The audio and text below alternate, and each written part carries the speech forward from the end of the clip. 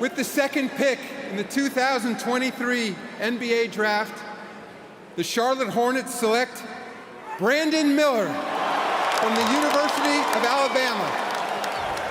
With the third pick in the 2023 NBA Draft, the Portland Trail Blazers select Scoot Henderson from Marietta, Georgia, in the NBA. What is going on, you guys? Alex Chasen back here with a brand new video. Hopefully you have a great day, afternoon, or night, wherever you guys are in this world, and we finally know the truth. Brandon Miller is going to the Charlotte Hornets, and Scoot Henderson is going to the Portland Trail Blazers to play and team up with Damian Lillard. That's a question mark there, but we know the truth of the second and third overall picks in the 2023 NBA Draft. The controversy is over, the questions are over, and it's finally set. If you've been watching my videos for a while now, you already know my stance with this entire situation. I've wanted Brandon Miller, shout out Alabama, Roll Tide. It was amazing watching that man in person this season. I was blessed to be able to watch Brandon Miller in person every home game of this season. But with that said, I've been wanting Brandon Miller to go to the Hornets ever since the NBA draft lottery a month ago, and we learned the order of the picks. Brandon Miller, in my eyes, was the only choice for the Charlotte Hornets. And if they did choose Scoot Henderson, no, that's not a bad pick. That's not a failure of a pick, of course. I just don't believe the pairing of Scoot and LaMelo Ball would work. And I just believe drafting Scoot and having two very high-powered guards would just not be the right move for the Charlotte Hornets right now.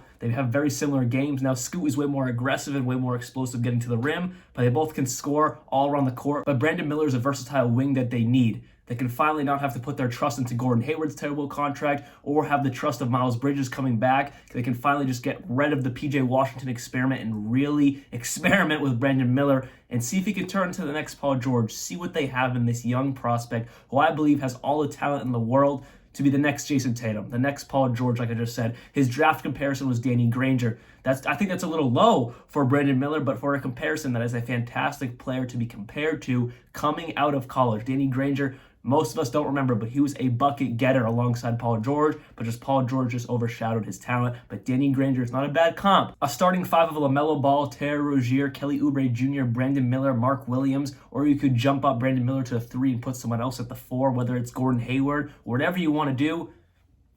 Fantastic. Not to compete for anything, don't get me wrong there, but a fantastic young start. Now, I probably shouldn't put Gordon Hayward in that young start, but especially LaMelo Ball, and then you have Brandon Miller, Mark Williams. That trio there is your foundation right now in Charlotte. We still need to see so much more from Mark Williams. He proved he can start. He should start for this Hornets roster going into next season. Is he great yet? No. Is he good yet? No. But he had flashes of showing potential, which this team drafted him for. The pure, raw talent potential and the hope he can continue to progress. He was just a rookie last year. He still has so much more room to grow. And then Brandon Miller hasn't even played a second in the NBA, but I believe he is what this team needs. And then LaMelo Ball, we know what he is, but can he stay healthy? And let's just see him continue to ascend. That's what we need in Charlotte. And that trio right there is their young core. They have no one else right now in that young core. If they bring Miles Bridges back, that's 4. That's a quad right there. That'd be absolutely beautiful. I just don't have high hopes for Miles Bridges' return. I hope he does.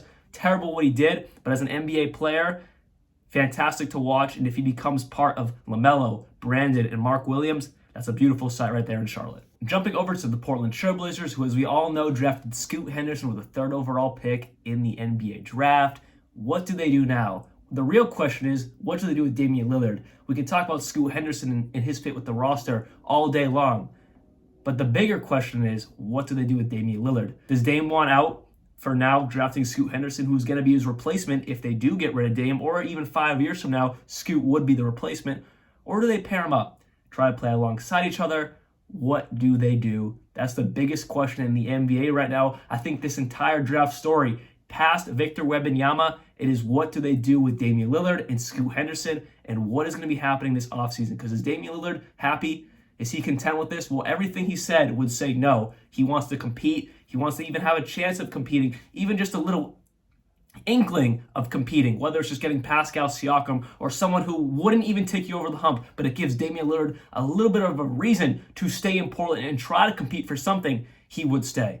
But as of right now, there is no hope. So my gut is telling me a Damian Lillard trade is on the horizon. But then Woj is reporting that they're not taking any phone calls anymore on anything. So that just makes me all confuzzled and all confused. But my gut is telling me Damian Lillard is on his way out, because you would not draft Scoot as your backup point guard with the 3rd overall pick, a future top 5 point guard projected in the NBA in like 4 or 5 years to be a top 5 point guard is what the projections are and what most people think. I believe it myself. So you're not drafting Scoot thinking Damian Lillard is staying. You draft Scoot saying, no, you are replacing Damian Lillard, because then you have Anthony Simons. Unless you're going to show him the door and trade him away, you're not going to put him on the bench. So they have a lot of guards, a lot of good guards, and what are they going to do with them is the real question. Like I said, after Victor Wembanyama, it's what's happening with Damian Lillard and what's happening with this Portland Trailblazers roster. As of right now, if the Blazers choose to keep Damian Lillard, or more like if Damian Lillard decides to keep the Portland Trailblazers, their starting lineup would look like at point guard would be Damian Lillard, and shooting guard would be Scoot Henderson, and then I guess we're getting really small. At small forward would be Anthony Simons, and we're getting even smaller at power forward would be Shaedon Sharpe. And then at center, the only guy in the position he belongs besides Damian Lillard would be Jusuf Nurkic. Does that lineup make any logical sense to you? No. Now, the Warriors having a small ball lineup, I don't love it either, but it works because you have Draymond Green, Stephen Curry, Klay Thompson, I guess Chris Paul now, and other guys that make that small ball lineup work. This small ball lineup does not work because just like my issue with LaMelo Ball and Scoot Henderson, Damian Lillard, Scoot Henderson, and I don't even add Anthony Simons are ball-dominant guards. It won't work. It just won't work. And by the Blazers drafting Scoot Henderson, which I love, I have no complaints about it, it's just time to move on from Dame and stop trying to make something happen that's not going to happen. That is all I have for you guys today. Hope you guys did enjoy this video. I am so glad we finally got the answer on the 2nd and 3rd overall picks.